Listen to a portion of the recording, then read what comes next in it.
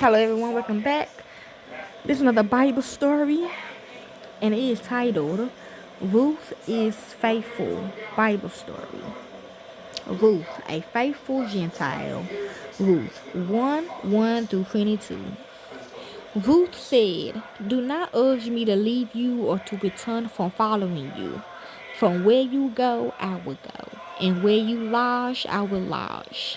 Your people shall be my people, and your God my God." Ruth 1:16. Tamar is not the only woman in Scripture who by faith took risks for the kingdom. Yes, they say Ruth is one of the powerful women in the Bible. Like her, many of these women were Gentiles who shared Abraham's faith without being his daughters according to the flesh. We will now spend some time studying the faithful women, Jew and Gentile, starting with a survey of the book of Ruth. Okay, you may recall from Genesis 19 that the Moabite nation finds its origin in the incestuous encounter between Lot and his oldest daughter. The Moabites later tried to curse the Israelites as they journeyed to Canaan, and God banned them from his assembly. Deuteronomy 23 3-6.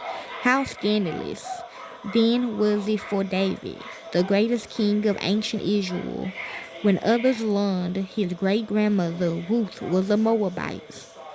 Ruth 4:13-17. The book of Ruth explains that this strange turn of events were due to Ruth's great faith. Yahweh's rejection of the Moabites had nothing to do with their ethnicity. Even they could join his people Israel if they trusted in him. Ruth's faith is more striking when we consider the family she married into.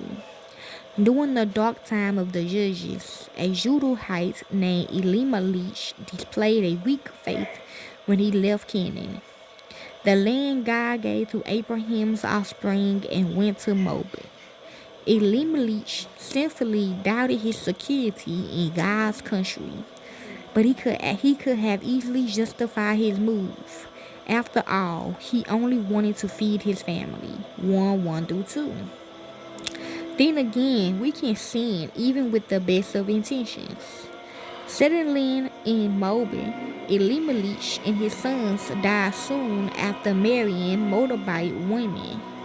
Elimelech's widow, Naomi, is left behind, and with little clothing, she persuaded Oprah, one of her daughters-in-law, to return to her mother's house so that she would not be left destitute.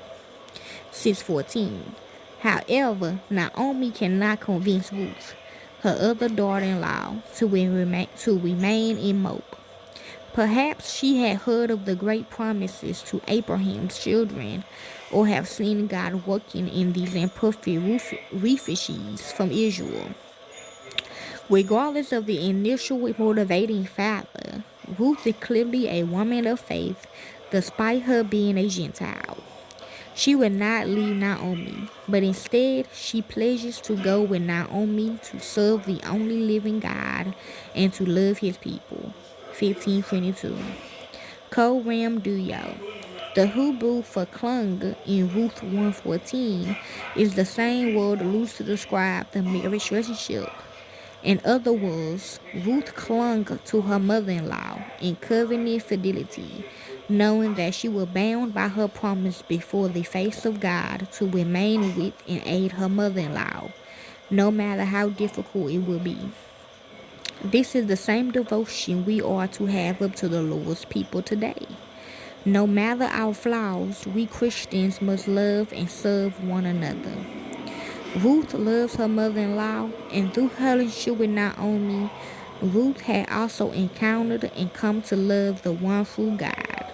So Ruth declares to Naomi, "Where you go, I will go, and where you stay, I will stay. Your people will be my people, and your God my God." Ruth 1:16, okay? So that is another story about Ruth. Ruth is faithful Bible story. Enjoy.